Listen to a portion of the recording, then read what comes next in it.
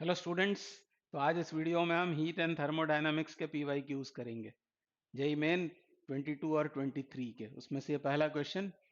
A certain amount of gas of volume V at 27 degree Celsius temperature and pressure 2 into 10 to the power 7 Newton per meter square expands isothermally until its volume gets doubled.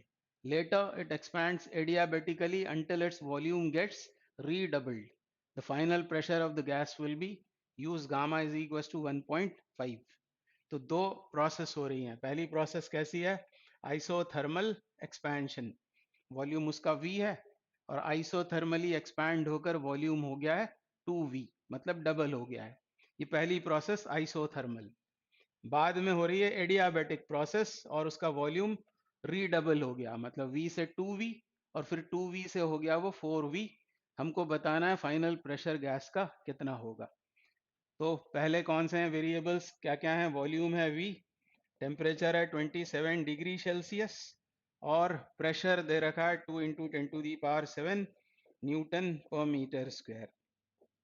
तो ये volume, temperature और pressure है initially, और gas को isothermally expand किया है। और मान लेते हैं उसका प्रेशर हो गया P2 सपोज, और वॉल्यूम बोला हुआ है कि वो डबल हो गया है 2V।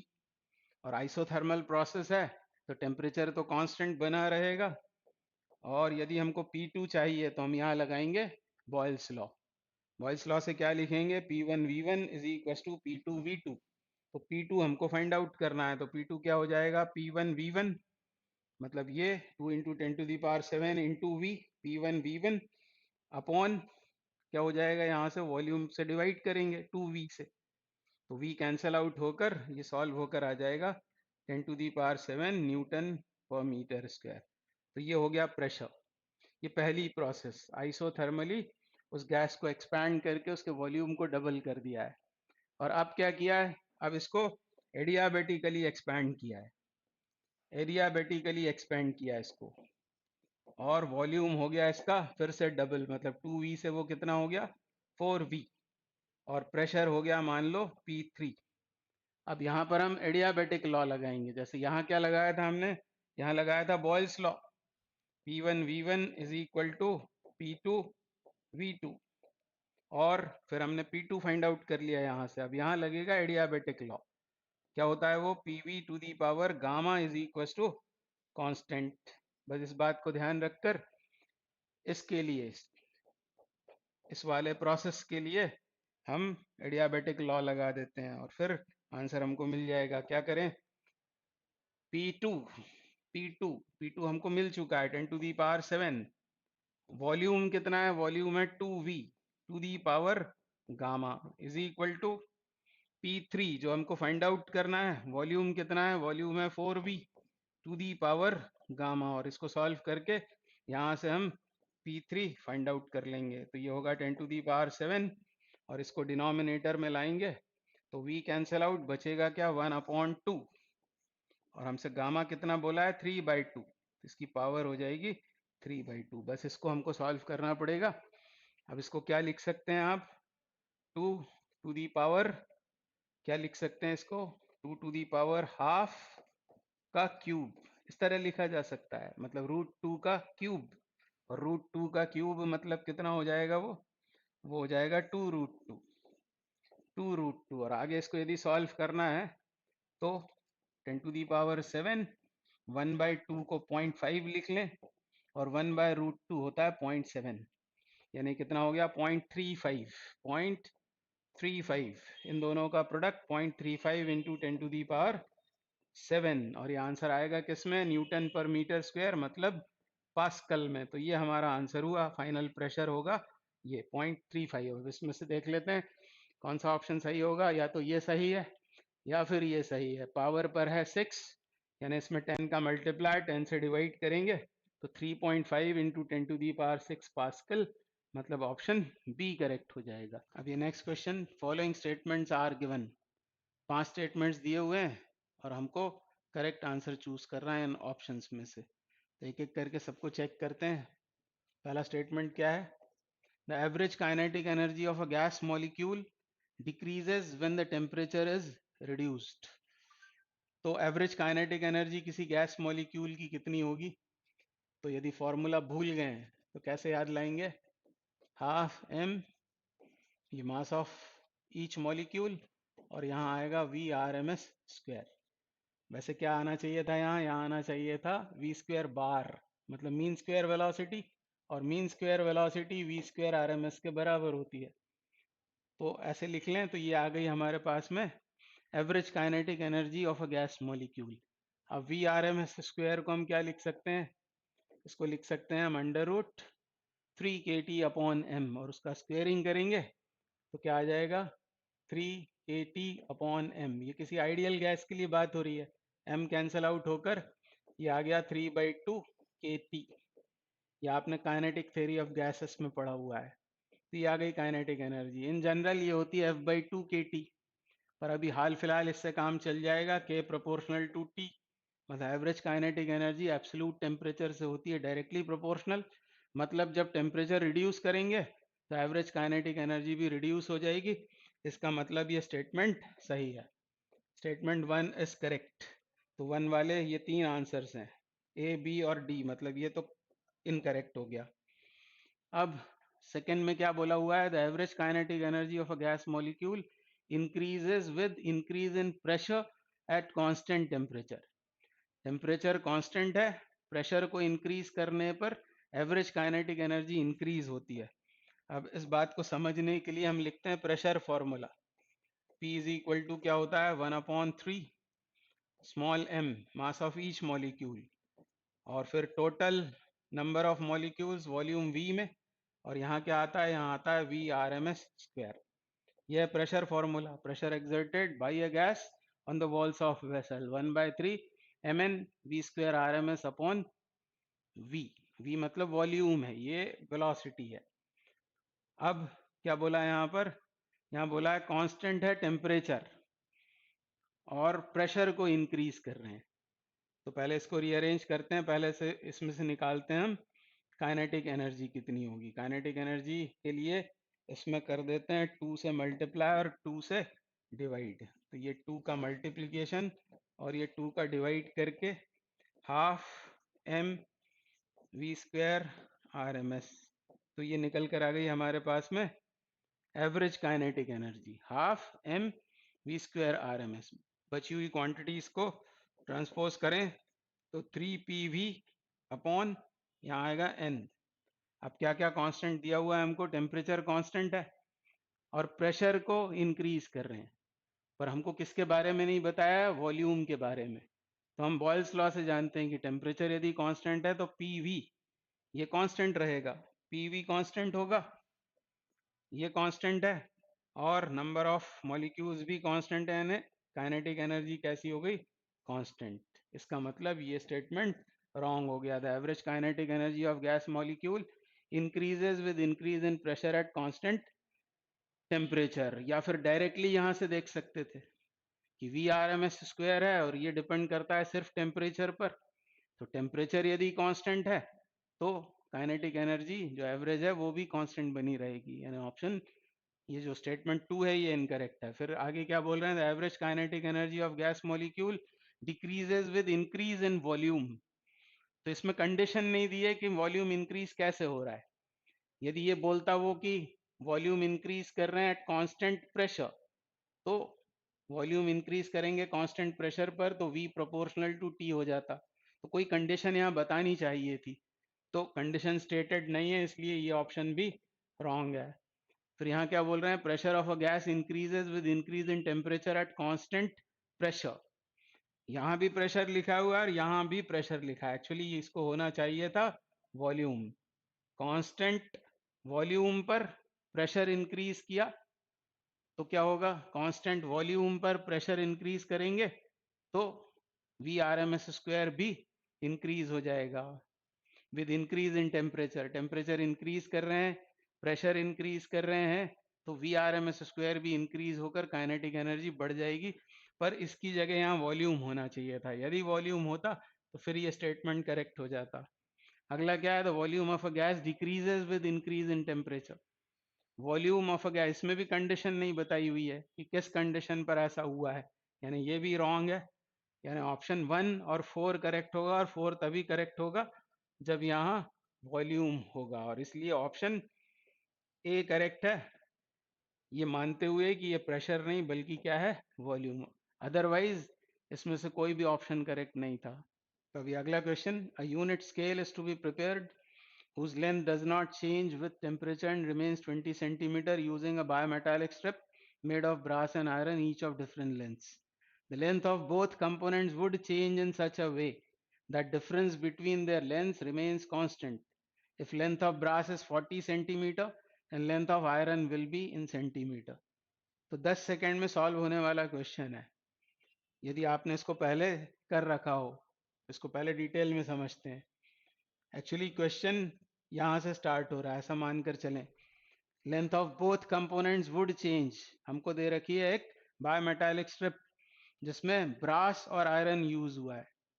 टेम्परेचर राइज करने पर दोनों की लेंथ बढ़ेगी, पर उनकी लेंथ्स का जो डिफरेंस है वो टेम्परेचर के साथ या टेम्परेचर से वो इंडिपेंडेंट है, ऐसा यहाँ बोला हुआ है। Length of both components would change, length change तो होगी पर इस तरह से कि difference between their length remains constant. हमको लेंथ ब्रास की बताई हुई है, हमको आयरन स्ट्रिप की लेंथ बतानी है। तो थर्मल एक्सपेंशन में आपने पढ़ा होगा लीनियर एक्सपेंशन। जैसे कोई स्ट्रिप है, यह है उसकी फाइनल लेंथ, यहाँ आती है उसकी इनिशियल लेंथ, और यहाँ 1 प्लस अल्फा। अल्फा मतलब यह है coefficient of thermal expansion, alpha उसके मटेरियल का, और यहाँ आएगा टेम्परेचर राइज। तो इसको केल्विन में लेते हैं यदि ये दिया हो हमको पर केल्विन में। तो ऐसा होता है फॉर्मूला लीनियर एक्सपेंशन का। अब मान लेते हैं कि यहाँ जो ब्रास और आयरन की बात हुई है, तो ब्रास स्ट्रिप की इनिशियल लेंथ है मान लो एल नॉट बी, और आयरन उसकी है initial length L naught F. तो ये है उनकी लेंथ के बीच का डिफरेंस। अब मान लो टेम्परेचर डेल्टा टी से बढ़ाया, तो ये कितना हो जाएगा इस फॉर्मूले से, इतना पार्ट लेना है हमको। यहाँ लिखेंगे हम एल नॉट बी, और अंदर मल्टीप्लाई कर दिया है, plus L naught B times alpha B delta T, ये आएगा। और उसके बाद आयरन के लिए लिखते हैं, इसके लिए इस माइनस का ध्यान देकर, तो यहाँ क्या आएगा, minus L naught F, L naught F आएगा पहले, फिर minus L naught F alpha F into delta T, ऐसा होगा। ये है फाइनल लेंथ ब्रास स्ट्रिप की, और यहाँ पर ये माइनस तो इसलिए आए हैं क्योंकि अंदर मल्टीप्लाई हो गया उसका, तो माइनस कॉमन कर लें तो L O F plus L O F alpha F delta T, ये क्या होगा, फाइनल लेंथ आयरन स्ट्रिप की। अब आगे इसको सॉल्व करें तो L O B minus L O F, ये है डिफरेंस ऑफ लेंथ पहले। अब इसमें से इन दोनों को साथ में लिख लेते हैं, तो क्या होगा, L O B L O F. ये सब एग्जाम में आपको नहीं करना पड़ेगा, इनको साथ में लिख लिया, और यहाँ क्या बचता है, तो यहाँ बचेगा L naught B alpha B delta T, फिर यहाँ आएगा L naught F alpha F delta T. अब इन दोनों को आप कैंसिल कर सकते हैं क्योंकि ये कंडीशन हमको दी हुई है कि डिफरेंस लेंथ की हमेशा कैसी बनी रहती है, कांस्टेंट। तो इन दोनों को, ये तो इक्वल है इसलिए कैंसिल कर दिया।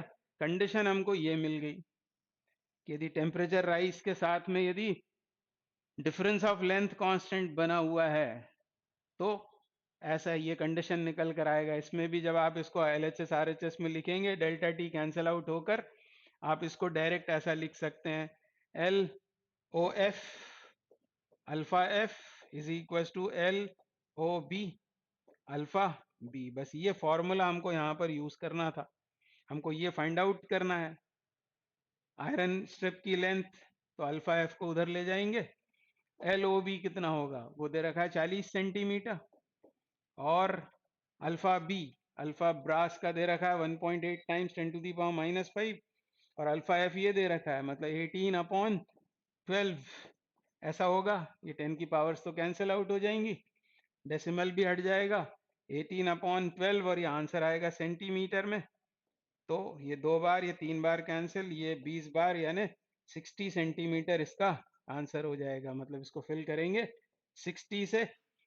ये सब इतना सारा नहीं करना है आपको, बस इतना याद रखना है, जब भी आप देखते हैं कि डिफरेंस ऑफ लेंथ टेम्परेचर से इंडिपेंडेंट है, तब एल और अल्फा ये प्रोडक्ट कांस्टेंट बना रहता है, तो आप 10 सेकंड में सवाल को सॉल्व कर सकते हैं। अगला सवाल, sound travels in a mixture of 2 moles of helium and n moles of hydrogen. If RMS speed of gas molecules in the mixture is √2 times the speed of sound, then the value of n will be.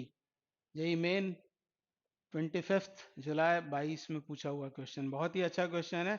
इसमें कई सारे concept लगेंगे, तो one by one हम सबकी बात करेंगे, और एग्जाम में यदि ये फॉर्मूले याद आ जाते हैं सब, तो ही फिर आपसे ये क्वेश्चन बन पाएगा। तो पूरी बात ध्यान से सुने।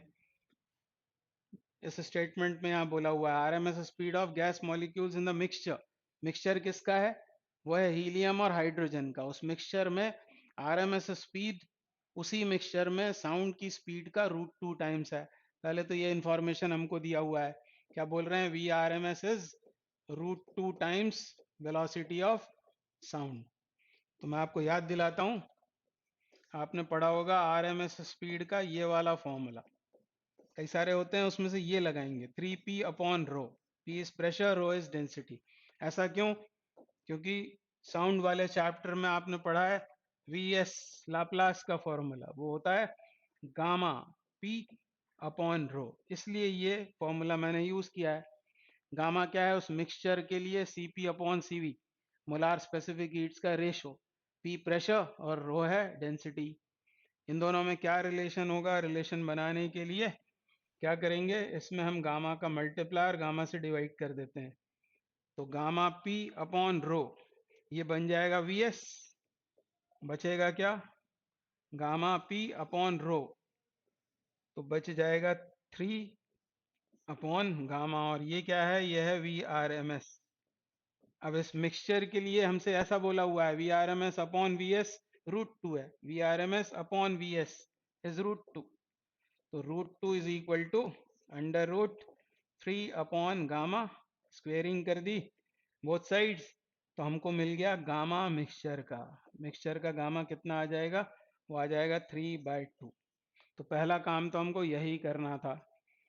तो ये है रिलेशन जो डायरेक्ट यदि याद आ गया, वी एस और किसके बीच में? वी आर एम एस के बीच, तो इस मिक्सचर के लिए गामा निकल आएगा। तो पहली बात तो ये हुई कि गामा मिक्सचर अब हमको मालूम है कितना है, 3/2। अब किसी गैशियस मिक्सचर के लिए गामा मिक्स, मतलब गामा मिक्सचर का किसी गैशियस मिक्सचर के लिए टेम्परेचर यदि कांस्टेंट है, तो इंटरनल एनर्जी कंजर्व रहती है। उससे निकला हुआ फॉर्मूला ये आता है N1, पहली गैस के नंबर ऑफ मोल्स, और उसका CP1। CP1 कांस्टेंट प्रेशर पर किसी गैस की मोलार स्पेसिफिक हीट।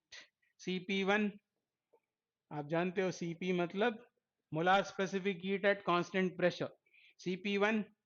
और N2 दूसरी गैस के लिए नंबर ऑफ मोल्स, जैसा कि यहाँ बोला हीलियम के हैं 2 मोल्स, और हाइड्रोजन के जो मोल्स हैं N, वो हमसे पूछे हुए हैं, तो N1 is 2 in this case and N2 is N, तो N1 CP1 N2 CP2 upon N1 CV1। CV1 मतलब कांस्टेंट वॉल्यूम पर किसी गैस की मोलार स्पेसिफिक हीट, CV। तो पहली गैस के लिए और दूसरी गैस के लिए। अब ये कैसे याद आ जाएगा? वैसे आता कहाँ से है? डिराइव तो होता ही है इंटरनल एनर्जी कंजर्व करके। और याद लाना आप ऐसे कि गामा तो होता है CP/CV, CP/CV, तो ऐसे याद ले आना नंबर ऑफ मोल्स पहली गैस के लिए CP, दूसरी गैस के नंबर ऑफ मोल्स दूसरी गैस के लिए CP, नीचे V वाली टर्म्स आएंगी, ऐसे याद आ जाएगा आपको। और यही हमको बताया हुआ है गामा मिक्स। इस तरह से हमने सॉल्व करके अभी गामा मिक्स निकाला था 3/2। और यहाँ नंबर ऑफ मोल्स कितने हैं? N1 N1 इज 2 हीलियम के लिए, और हीलियम के लिए यहाँ पर आपको सब्सटीट्यूट करना पड़ेगा Cp1, वो भी हम निकालते हैं।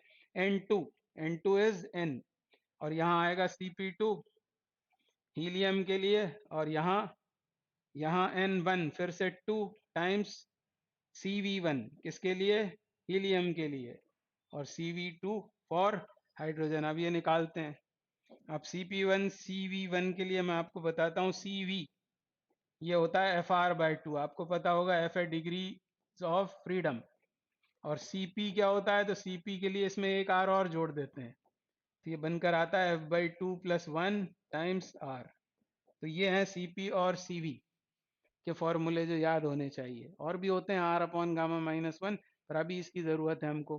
अब पहले किस गैस की बात हुई है, पहले बात हुई है हीलियम की। हीलियम होती है mono atomic, helium is mono atomic, और किसी मोनो एटॉमिक गैस के लिए डिग्रीज ऑफ फ्रीडम होती हैं 3, और इसलिए Cv जो हमने यहाँ Cv1 बोला हुआ है, हीलियम को बोला हमने फर्स्ट गैस, तो Cv1 वो कितना हो जाएगा, यहाँ 3 सब्सटीट्यूट करें तो 3R/2, और Cp1 कितना होगा, तो इसमें एक R और जोड़ दें तो ये बन जाएगा 5R/2। अब दूसरी गैस कौन सी है, दूसरी गैस है हाइड्रोजन, और हाइड्रोजन है डायटोमिक, वो है डायटोमिक, और डायटोमिक गैस के लिए degrees of freedom unless stated 5 ही लेना है। अब Cv1 कितना होगा, Cv2 ये हो जाएगा 5R/2, और इसमें एक और R जोड़ दें तो Cp2 निकल गया, कितना हो जाएगा वो 7R/2। बस ये वैल्यूज यहाँ पर सब्सटीट्यूट करके आगे सॉल्विंग करना पड़ेगी। तो Cp1 इज 5R/2, 5R/2, और यहाँ क्या आएगा, n times Cp2 is 7R/2, Cp1 Cp2, और यहाँ क्या आएगा Cv1 3R/2, 3R/2, और यहाँ आएगा Cv2 दैट इज 5R/2। तो अब इसमें ये 2 सब जगह से कैंसिल आउट, ये 2 कैंसिल आउट, उसके अलावा ये R कैंसिल आउट, R भी कैंसिल कर देते हैं, तो यहाँ पर सिर्फ N रह जाएगा। इस N के लिए इसको सॉल्व करना पड़ेगा, तो आपका आंसर आ जाएगा। मतलब बहुत सारी बातें याद आने पर ही ये क्वेश्चन बनेगा, तो आपने ध्यान से इसको सुना होगा। तो क्रॉस मल्टीप्लाई करते हैं। अब यहाँ बचा क्या है, पहले लिख लेते हैं 3/2, यहाँ क्या बचता है 10 plus 7n upon 6 plus 5n, और अब करते हैं क्रॉस मल्टीप्लिकेशन, तो 18 plus 15n equals to 20 plus 14n, इसको इधर लाएंगे तो n, और 18 को उधर ले गए तो 2, मतलब आंसर इज 2, आंसर इज 2। इसका मतलब हाइड्रोजन में है 2 मोल्स, तो ये इस क्वेश्चन का आंसर है। अभी अगला question, let eta1 is the efficiency of an engine at T1 447 degree Celsius, T2 147 degree Celsius, while eta2 is the efficiency at T1 equals to 947 degree Celsius, T2 47 degree Celsius, the ratio eta1 upon eta2 will be। तो ये बात हो रही है किसी ideal engine की, मतलब Karnaugh engine की बात हो रही है, और कार्नो इंजन की एफिशिएंसी का फॉर्मूला होता है eta equals to 1 minus E2 upon T1। T2 क्या है, तो यह सिंक का टेम्परेचर केल्विन में, मतलब ये एब्सोल्यूट टेम्परेचर्स होते हैं, सिंक का टेम्परेचर ये सोर्स का टेम्परेचर, इसको ऐसे याद रख सकते हैं लोअर टेम्परेचर, क्योंकि सिंक होता है लोअर टेम्परेचर पर और सोर्स होता है किसी हायर टेम्परेचर पर, तो 1 minus TL upon TH। Also it is 1 minus Q2 जो सिंक को रिजेक्टेड हीट होती है, Q2 अपॉन Q1 जो सोर्स से वर्किंग सब्सटेंस अब्जॉर्ब करता है। तो ऐसे सब फॉर्मूले होते हैं, बस हमको eta1 अपॉन eta2 चाहिए, तो eta1 अपॉन eta2 क्या होगा, यहाँ आएगा 1 माइनस, अब ये T2 इसके लिए ये है T2 इसमें 273 जोड़ देंगे क्योंकि ये डिग्री सेल्सियस में है। तो कितना हो जाएगा ये 7 और 3 10 और हासिल क्या है 1, 7 और 5 12 और इधर हो जाएगा 420। ये है सिंक का टेम्परेचर और ये है 447, मतलब कितना ज़्यादा इससे, इससे है ये 300 ज़्यादा, मतलब 720 हो जाएगा ये। तो इधर आ जाएगा 420/720। ये पहले इंजन के लिए एफिशिएंसी। अब दूसरे इंजन की एफिशिएंसी 1 - TL, मतलब ये इसमें 273 जोड़ेंगे तो कितना मिलेगा, 7 और 3 10, हासिल क्या है 1 12, यानी ये होगा 320। और ये इससे कितना ज़्यादा है, 900 ज़्यादा है, मतलब 320 में 900 जोड़ देंगे, मतलब ये हो जाएगा 1220। तो ऐसी सब उठा पटक है। अब यहाँ कितना आएगा, 720 में से 420 जाएंगे तो कितना आएगा, 300, 300/720। और 1220 में से 320 जाएंगे तो 900 आएगा, और ये 1220 जाएगा ऊपर और यहाँ आएगा 900।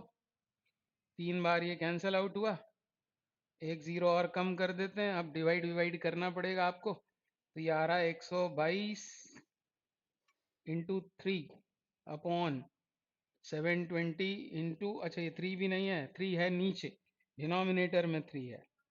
तो 122 आएगा ऊपर और नीचे आएगा 72 × 3, 72 × 3। तो इसको 120 मानकर आप 40 लिख सकते हैं।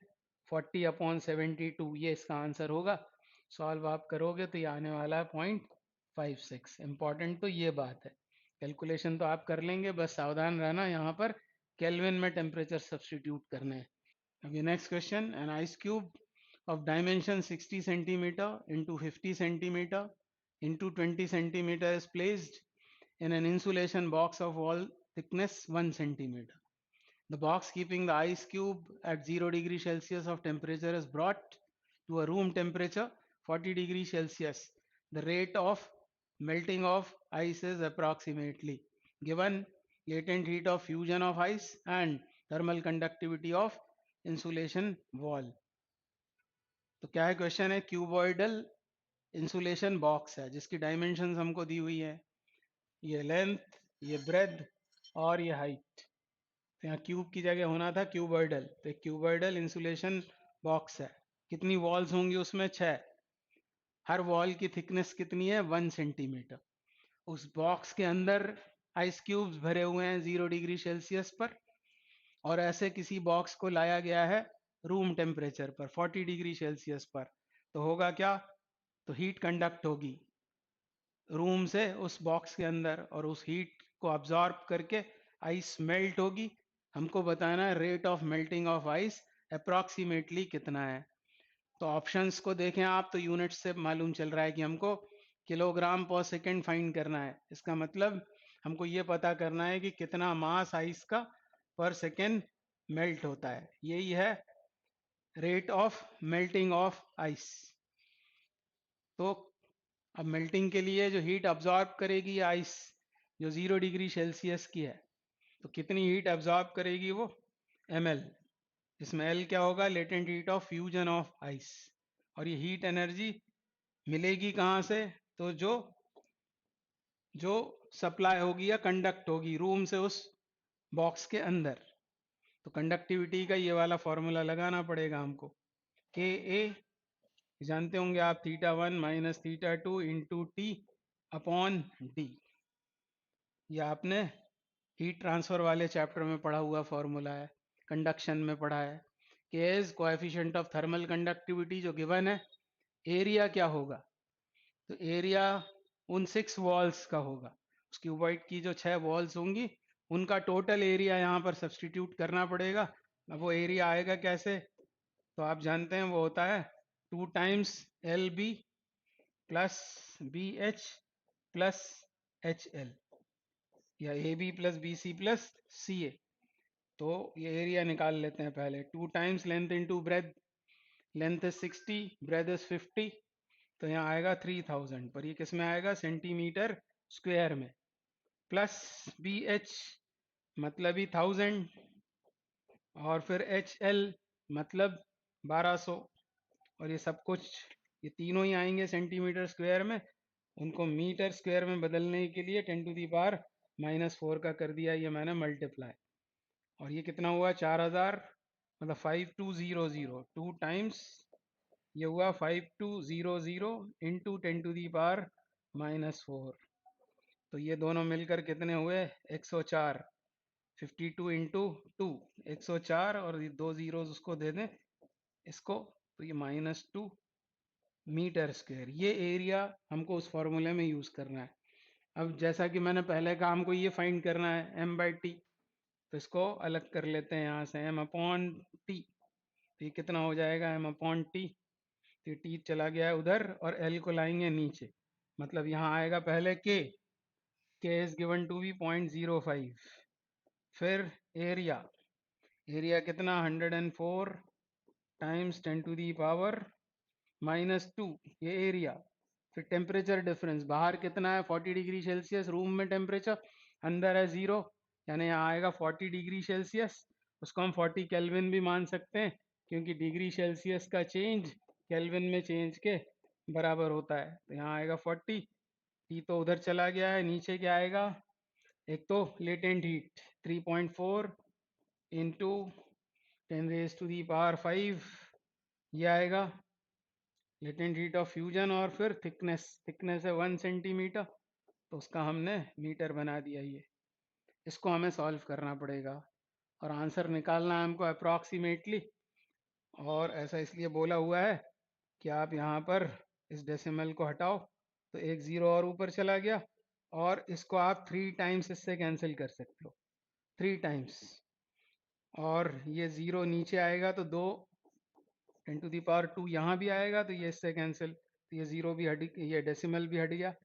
अब बच रहा है ऊपर 5 और 400, 5 और 400 मतलब 2000 ये आएगा, और ये 3 भी है, और ये 3 भी है, और ये है 10⁻⁻²। आप चाहें तो इनको भी कैंसिल कर सकते थे, यहाँ पर कर देते हैं इसको भी कैंसिल, और आसान हो जाएगा। क्या करें, ये 2 ज़ीरोज़ इसके साथ कैंसिल, तो यहाँ बचता है सिर्फ 5, 3 और 4, 4 तिया 12, और ये हो गया 60, और 10⁻⁵ नीचे है, इसको ऊपर ले जाएं तो -5, और ये आएगा किलोग्राम पर सेकंड में आंसर। तो ये इसका आंसर है, आंसर बी करेक्ट हो रहा है। ये भी वैसे ही दिया हुआ है 10⁻³ नहीं बल्कि -5, तो ये अप्रॉक्सीमेटली 60 हमारा आंसर आ गया है, क्योंकि हमने यहाँ पर इसको 3 से कैंसिल किया है, 3 से कैंसिल किया है इसलिए, और नहीं तो ये 61 भी आ जाएगा। पर इस तरह आप आंसर तक पहुंच सकते हैं। Option B is correct. अगला क्वेश्चन क्या बोल रहे हैं, gas has n degrees of freedom, the ratio of specific heat of gas at constant volume to specific heat of gas at constant pressure will be. तो C we अभी हमने बात की थी, क्या होता है वो, FR/2, और CP कितना होता है, CP होता है F/2 + 1 टाइम्स R। ये होते हैं CP और CV, और F की जगह यहाँ पर N बोला हुआ है, डिग्रीज ऑफ फ्रीडम। हमको रेशो किसका निकालना है, तो ध्यान से पढ़ना पड़ेगा आपको। हमको चाहिए है ratio of specific heat at constant volume, मतलब CV upon CP find out करना है।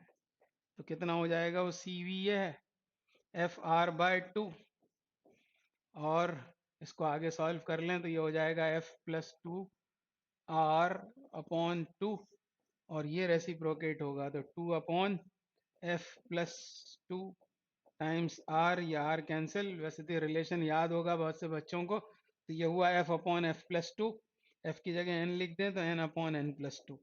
तो आंसर क्या हो गया, ये वाला आंसर हो गया N/N+2, तो गलती से CP/CV ना हो जाए।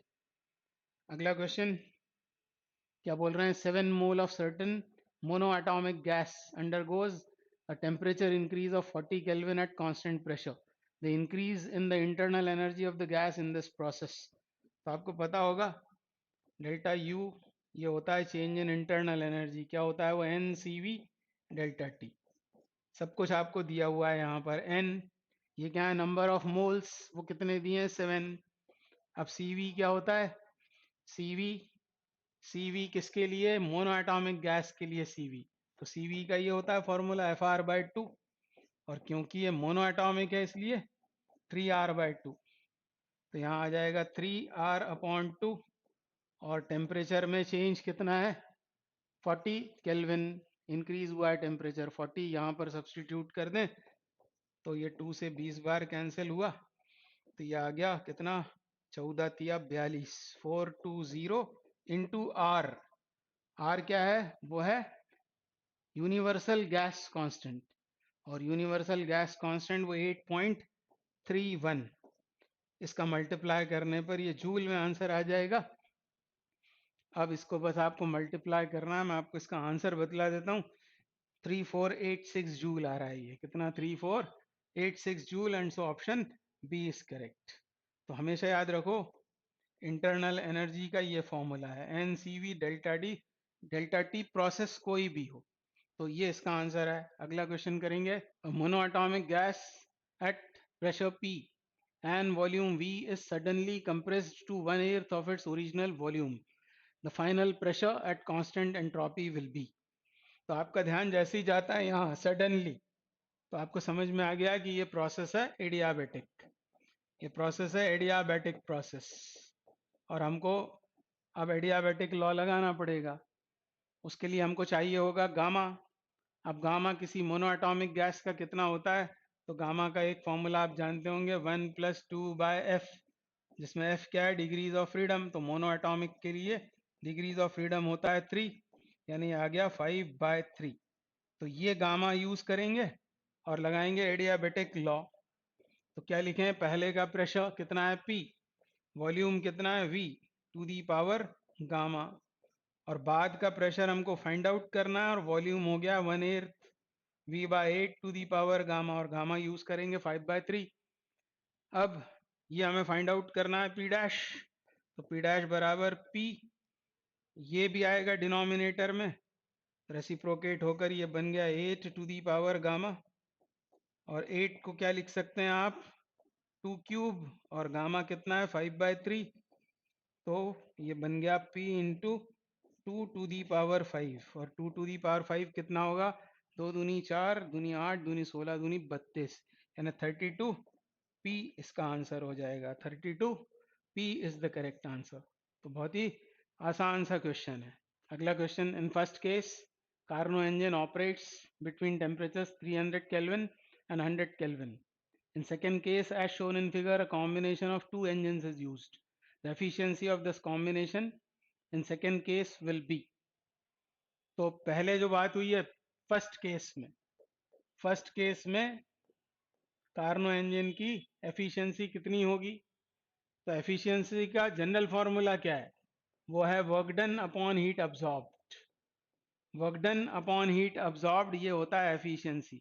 और कार्नो इंजन के लिए एफिशिएंसी ऐसी हो जाती है, ईटा बराबर 1 माइनस T2, मतलब सिंक का टेम्परेचर अपॉन सोर्स का टेम्परेचर।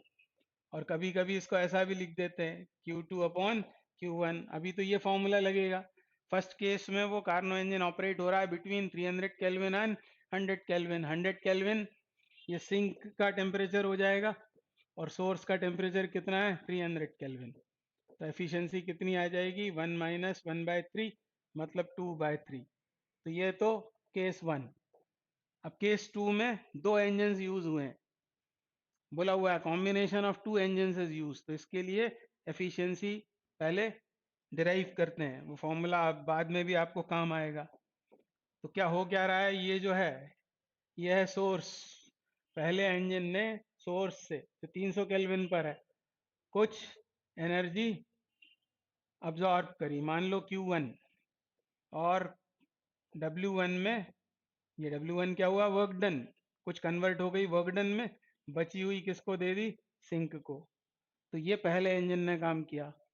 दूसरे इंजन के लिए, ये जो इंजन है इसके लिए पहले इंजन का जो सिंक है वो सोर्स का काम करेगा, मतलब ये Q2 इसने अब्जॉर्ब कर ली। इसके वर्किंग सब्सटेंस ने Q2 और Q3 दे दी सिंक को, और Q2 माइनस Q3 ये वर्क डन में कन्वर्ट कर दी। इस तरह से ये दोनों इंजन्स काम कर रहे हैं। अब हमको तो चाहिए एफिशिएंसी, और एफिशिएंसी क्या होगी, वर्क डन। तो टोटल वर्क डन कितना किया, W1 प्लस W2 दोनों ने मिलकर, और हीट कितनी अब्जॉर्ब करी है, तो हीट तो Q1 ही अब्जॉर्ब हुई है, तो इसको लिख लिया हमने Q1। ये होगी एफिशिएंसी इस केस 2 में, W1 plus W2 upon Q1। अब इसको W1 अपॉन Q1 ये तो हो जाएगा ईटा 1 इस वाले केस में। ये क्या होगा, सोर्स, ये होगा सिंक इस इंजन के लिए, और इस इंजन के लिए ये बन जाएगा सोर्स, ये बन जाएगा सिंक। तो W1 अपॉन Q1 हुआ, और इधर W2 अपॉन जो Q1 लिखा हुआ था उसको हम ऐसा लिखते हैं, दोनों में हमने Q2 ये डिवाइड कर दिया, Q2 से कर दिया मल्टीप्लाई। तो अब ये क्या हुआ, ये हुआ ईटा 1 पहले इंजन की एफिशिएंसी इस वाले इंजन की, और ये हुई दूसरे इंजन की एफिशिएंसी ईटा 2। और ये कितना होगा, Q2 अपॉन Q1 कितना होगा, Q2 अपॉन Q1, इसके बारे में सोचें, इस फॉर्मूले के बारे में। ये हो जाएगा 1 माइनस ईटा, 1 माइनस ईटा। किसके लिए हुआ ये, Q2 अपॉन Q1। ये देखो आप, ये है Q2, ये है Q1, मतलब इस इंजन की बात हो रही है, तो ये आ गया ईटा 1। ऐसा फॉर्मूला बनेगा इफेक्टिव ईटा के लिए। तो अब वैल्यूज डालते हैं, ईटा 1 मतलब 1 माइनस T2 अपॉन T1 मतलब 200 अपॉन 300 यहाँ आएगा। फिर ईटा 2 इस इंजन की बात कर रहे हैं, तो यहाँ क्या आएगा, 1 माइनस ये 100 सिंक, और ये बना उसके लिए सोर्स, तो 200, और फिर यहाँ 1 माइनस 1 प्लस, ये बात हो रही है ईटा 1 की, ईटा 1 मतलब ये हो जाएगा 200 अपॉन 300, ऐसा हो जाएगा ये मैं ईटा 1 की वैल्यू डाल रहा हूँ, ये वाली वैल्यू यहाँ सब्सटीट्यूट की, इस माइनस की वजह से वो साइन प्लस का हो गया है। अब ये 1 माइनस 2/3, तो ये बना 1/3 प्लस, यहाँ क्या होगा, यहाँ आ जाएगा ये 1/2, और यहाँ आएगा ये 2/3, ये 1 तो कैंसिल आउट, 2/3, ये 2 भी कैंसिल, तो ये हुआ 1/3 प्लस 1/3, मतलब कितना हुआ वो 2/3। तो ये इफेक्टिव आ गई एफिशिएंसी जब दो इंजन यूज किए हैं इस तरह से। तो ये भी कितना है, 2/3, आंसर हमारा क्या होगा, same as the first case. और इसको छोड़ दिया होगा बच्चों ने, same as the first case, यहाँ लिखा always greater always less than, may increase और decrease with respect to first case. हाल फिलहाल आंसर ये same as the first case. तो ये जो अभी मैंने फॉर्मूला डिराइव किया है, इसके ऊपर आपको ध्यान देना चाहिए। एक दो बार इसको सॉल्व आप नहीं करेंगे, लिख कर नहीं देखेंगे, साथ में इस डायग्राम को नहीं सोचेंगे, तब तक ये आपको याद नहीं रहेगा। तो हाल फिलहाल तो आंसर है same as the first case. तो बहुत ही अच्छा क्वेश्चन है। तो अगला क्वेश्चन ये theoretical, which statements are correct about degrees of freedom. A molecule with n degrees of freedom has n square different ways of storing energy. तो बिल्कुल गलत है, यहाँ पर आना चाहिए था n, जिसकी डिग्रीज ऑफ फ्रीडम n होती है उसके पास होती हैं n different ways of storing energy. So this statement is wrong. Each degree of freedom is associated with half RT average energy per mole. ये बिल्कुल ठीक लिखा हुआ है, law of equi partition of energy है ये। फिर सी क्या है, mono atomic gas molecule has 1 rotational degree of freedom.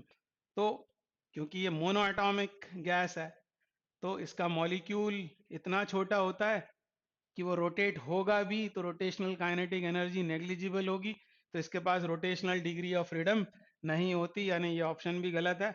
D में क्या लिखा है, CH4 मतलब methane has a total 6 degrees of freedom. तो ये पॉली एटॉमिक गैस है, और पॉली एटॉमिक गैस के लिए डिग्रीज ऑफ फ्रीडम 6 ही होती हैं, यानी ये भी सही है। यानी कितने ऑप्शंस इसमें से बी और डी सही है, B and D only, and so option B is correct. अभी अगला क्वेश्चन थर्मल कंडक्टिविटी से, जिसमें हमें जंक्शन का टेम्परेचर पूछा हुआ है। ऐसा बोला है कि if K1 K2 are thermal conductivities, L1 L2 are the lengths, and A1 A2 are the cross sectional areas of steel and copper rods respectively. ये है स्टील की रॉड, ये है कॉपर की रॉड। हमको K1 K2 A1 A2 L1 L2 ये thermal conductivities, area of cross sections and lengths दी हुई हैं। और ऐसा बोला है K2 बाई K1 है 9, A1 बाई A2 है 2, L1 बाई L2 है 2। Then for the arrangement as shown in the figure the value of temperature T of the steel copper junction in the steady state will be। तो जैसा electricity में होता है, current electricity में, वहां पर दो resistors end to end connect करते हैं तो क्या बोलते हैं, सीरीज कॉम्बिनेशन। वैसे ही यहाँ भी ये दो जो रॉड्स हैं स्टील और कॉपर के, ये सीरीज में कनेक्टेड है। और जब स्टेडी स्टेट होगी तो जो रेट ऑफ फ्लो इसमें होगा वही रेट ऑफ फ्लो हीट का इसमें होगा। जैसे वहाँ करंट सेम होते हैं, यहाँ rate of heat flow same होगा, यानी Q बाई टी। तो ये फॉर्मूला यदि दिमाग में लाते हैं, Q is equal to k a θ1 minus θ2 into t upon d. तो Q बाई टी दोनों रॉड्स के लिए सेम होगा। और Q बाई टी कितना होगा, के a θ1 minus θ2 upon D. D की जगह यहाँ इन्होंने L बोला हुआ है। तो Q बाई टी दोनों के लिए सेम है, उन्हें इक्वेट करके सॉल्व कर देना है। पहली रॉड के लिए क्या होगा, K1 A1, और ये है θ1, इसका टेम्परेचर माना हुआ है T, तो 450 डिग्री सेल्सियस माइनस T ये होगा अपॉन इसकी लेंथ वो कितनी है L1, और इसमें रेट ऑफ हीट फ्लो क्या हो जाएगा, तो K2 A2, और ये जंक्शन का temperature T minus 0 upon L2 ऐसा हो जाएगा। और हमें इसे T के लिए सॉल्व करना है, तो 450 अपॉन T को अभी हाल फिलहाल यहीं रहने देते हैं, और K1 A1 L1 को उधर ले जाते हैं। तो यहाँ क्या आ जाएगा, ये K2 अपॉन K1 और A2 अपॉन A1, और L1 का होगा क्रॉस मल्टीप्लिकेशन या L1 अपॉन L2। ऑलरेडी वहाँ क्या था, T, तो उसको मैं हाल फिलहाल यहाँ लिख देता हूँ। अब K2 बाई K1 कितना है, यह है 9, ये 9 दिया हुआ है। A1 बाई A2 वो दे रखा है 2, तो यहाँ आएगा 9 और यहाँ 1 बाई 2, और L1 अपॉन L2 दे रखा है 2। ये कैंसिल आउट होके यहाँ सिर्फ 9 बचेगा, यानी 450 minus T is equal to क्या हो जाएगा, 9T, यानी 10T is 450, and so T comes out to be 45। और यही जंक्शन का टेम्परेचर है या इंटरफेस का टेम्परेचर है, किसमें, डिग्री सेल्सियस में। तो आंसर हो गया इसका 45, and so option C is the correct answer.